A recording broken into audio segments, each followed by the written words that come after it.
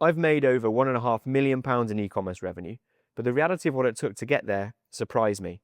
It wasn't magic ads or something an ad agency did, although they want you to believe that. And it wasn't even the product. It was something, or there were 10 things, 10 specific things that guarantee my e-commerce success that most founders overlook. And they got me to build my business to the revenue that I've generated in under an hour a day while still scaling. So in this video, with my drink in hand, I'm going to go through those 10 things step by step so you can scale faster without burning out. So point number 1, you need to see your business as a machine. A lot of people get into e-commerce business and they see it in the same way that you would view a job, where it's some work that you do gives you a certain result. But that's not the case. To guarantee your success, you need to see it as a business that you're building. And a business is an asset that has a life of itself and has value of itself. So we can't just be turning up every day expecting to get money like a job. We need to turn up every day building an asset, building a machine that can handle the inputs that we're going to give to it, traffic and orders, and make sure it gives us the outputs that we need, which is a profitable return at the end of every month.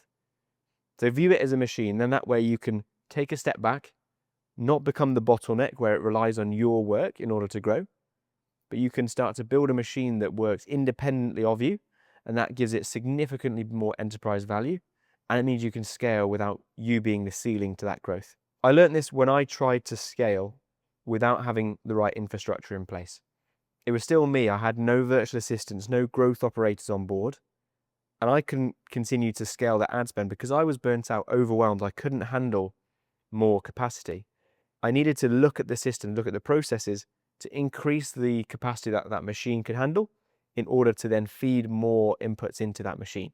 So rather than thinking about more and more inputs, more traffic, more products, think about how are we going to handle those inputs with a more optimized machine with systems, hiring and automation in order for that machine to handle the inputs and give you much better return. Now, to back this up, Forbes have done a study on this, and they said that businesses with systemized operations will scale 10 times faster than those without. So see it as a business is point number 1. Point number 2 is to audit your time ruthlessly. The way I like to view this is if you're going to improve your health and you wanted to be able to bench press 100 kilograms, the only way you'd expect to get to that position is if you track how you're improving every week and how you're spending your time. So in order to get there, you've got some clear inputs to in order to bench 100 kg. You'd need to go to the gym, you'd need to train chest twice a week, and you'd want to be in a calorie surplus to get stronger, to put on muscle. And you need to do that, depending on your start point, you need to do that for a certain amount of time, raising the amount of weight you hold every week to a point where you get 100 kg. You have to measure the way that you're spending your time in order to achieve these results. And in business, it's no different. But people forget, because it's more intangible, the results that we're trying to achieve with the business, and day to day it's harder to track. People forget to track how you're spending your time. But your time as a founder is precious, and the way you operate and the way you spend your time is going to directly impact the business success. So start to get aware. Don't just turn up, look at your emails, look at Shopify and be dragged in the direction of what you need to do that day. Proactively think about how you're growing and make sure your time is spent effectively. 68% of founder time is spent on low admin tasks on average. We don't want to be average. We don't want to be doing that because that is 68% of our time that could be, in terms of systemizing and operating and looking at the big picture, is all spent doing low admin tasks like email management or customer order fulfillment. And it's not going to get us anywhere. Okay. Point number 3 now is tied to auditing your time, and it's you need to document the way you're spending your time. So document every task. Now, the reason for this is twofold. Firstly, when you become intentional and aware of how you're spending your time and you're documenting it, you're seeing just how much time you're wasting.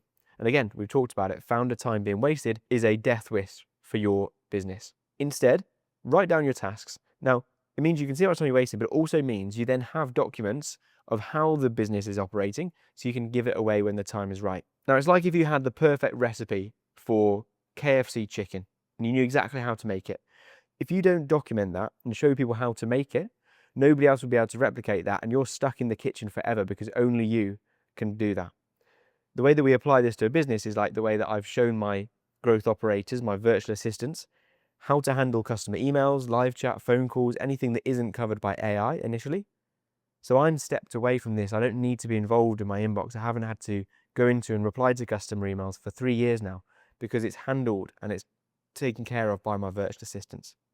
Now, point number 4, delegate early, not late. This is something that I learned, and it actually pains me to look back at my story because I spent too long doing everything myself. And I thought it was because I didn't need help, because I could manage it, even though I was working all hours under the sun. But I couldn't see how much money I was wasting and leaving on the table because it was all wrapped up in ignorance debt and opportunity cost. So don't wait until it's too late. Don't wait until you've wasted all this money. As soon as you realize you've got things documented and you've got 2 times the wage coming in net profit, hire somebody for that position immediately. As soon as you do that, I tripled my revenue as soon as I had my first 2 growth operators on board. And that's because I could then increase the amount of inputs to the machine. We had the capacity to deal with it and the business could grow. So delegate early, not late. Now, if you want my help, I'm now hiring virtual assistants for clients. Then book in a call and I can show you how I do that for your business. Because I worked recently with Adam. He's done 6 figures a month now. He's doing 100K every single month. Since we started working together, he's done 100K. And that's because he now has the capacity to increase his ad spend, to keep focusing on the income generating task, because he has the capacity to deal with it. And that's why it's so crucial. Now, point number 5, leverage the tools that we have available to us today. We live in an incredible time to make money online because we have things like AI and we have virtual assistants to handle the systems. So our time it can be focused on the most important things that are going to scale the business. So think of your business and think of you as the co-pilot, and you can put your plane into autopilot in order to continue growing and scaling without needing you to be constantly on the controls. So I use AI for chatbots, for a voice agent, and I use virtual assistants to handle the extra use cases that can't be picked up by an AI. And until that's ready to continue to take over 100%, it's always going to make sense to have virtual assistants on board. And even then, I think having a human connection in your business so it can work and pull things together, I think is key. So I use a hybrid model, AI plus virtual assistants working in different parts of the world, operating your business day to day so you can focus on the growth. Now, the reason I use the hybrid model is because AI alone at the moment is not strong enough to think for itself completely without needing lots of input, and certainly in an e-commerce sense is not there yet where it can handle your whole business. And I don't just use virtual assistants on their own, because virtual assistants obviously take time off and they're not going to work 24/7, and it doesn't make sense to have a full team working round the clock when you can have automations that meet customer demands and even exceeds customer demands through the use of AI rather than people. So there's pros and cons of both.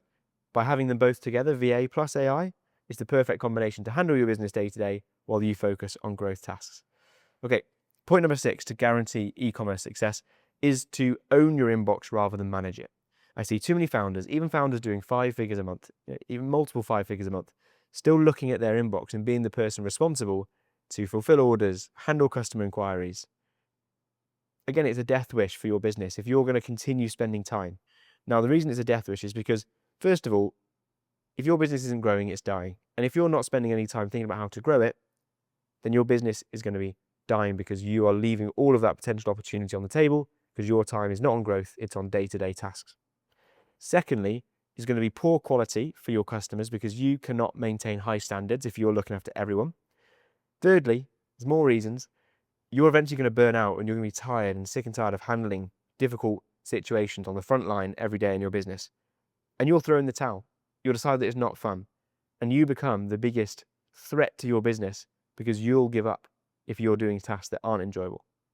That's point number 6. Point number 7 is we need to automate the boring stuff.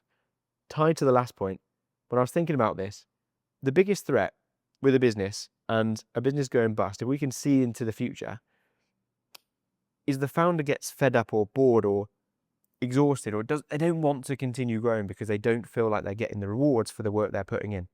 And that's a genuine threat to the business if the founder gives up. And I think a way that the founder would give up is if you're so busy doing the same things, the boring stuff every day, thinking there's no way out, and therefore just running around like a hamster in a wheel every single day rather than scaling. So you're doing more work for less output. So this is where automations come in. Don't be shy, don't be scared of it. You don't even have to do them yourself. You can get people to come in and automate your business so that it will solve all of the problems that you're spending your days and time doing, so that you can focus on things that you enjoy, growing the business, systemizing. So for me, I've automated chatbots, I've automated voice agents, I've automated elements of our customer service and order fulfillment. I've automated areas of my invoice management and things like that. It's all automated. I mean, if you consider using virtual assistants as automating your business, even though it's another person doing it, then I've literally automated the entire day-to-day running of my business. So I'm only looking at the top level and making sure that things aren't held up by me in terms of growing rather than just keeping the business running day to day. So automation is huge. It means that I'm never going to feel like I'm burnt out with the business, because I can't possibly feel burnt out when it takes so little direct involvement to keep that business, to keep the income generating with that business. So point number 8 now. When I look at founders, the first thing I'm going to ask that founder to find out whether they're going to be a success or how quickly they're going to scale is how much time they're spending on growth tasks rather than day-to-day tasks. So ask yourself now, how much time, you as an e-commerce founder, are you spending genuinely on growth tasks versus the tasks that you are just day-to-day running the business, making sure it doesn't fold and making sure you don't get 1-star reviews? Think about it. If you're spending time away from growth tasks, any time at all, that's a chance for optimization. So I used to do email inquiries, live chat, I used to fulfill every order. I used to sign new suppliers, upload products, do stock updates, update the website. Any task in the business, you name it, that was me. And I realized that eventually I was going to get to a plateau of how far I could build that business. And I then killed the growth. It stalled because I couldn't handle more. So I needed to get myself away from the day-to-day, focusing growth so that I could push the business more. I could increase the ad spend. I could increase the work I did on email marketing. I could learn different areas of the business. I could grow as a person. And it's because my time was on the growth task rather than the day-to-day running. So you need to get yourself onto the growth task. A good way of looking at this is you can't steer a boat if you're the one in there rowing every single day. And if you can't steer it, then what direction are you heading in as a business? You need to be able to steer as the business owner which direction we're heading, which is going to be to growth. And you can't do that if you're just so busy rowing that you can't see which direction you're traveling. Point number 9 to guarantee success is that this is a continuous process. It's not something that's done once and it's sorted forever. You need to continuously optimize your system. So there'll always be ways to improve, to give customers better delivery, get a better service, to handle more orders, to more efficiently give a better service, and to handle more inquiries and orders at the same time.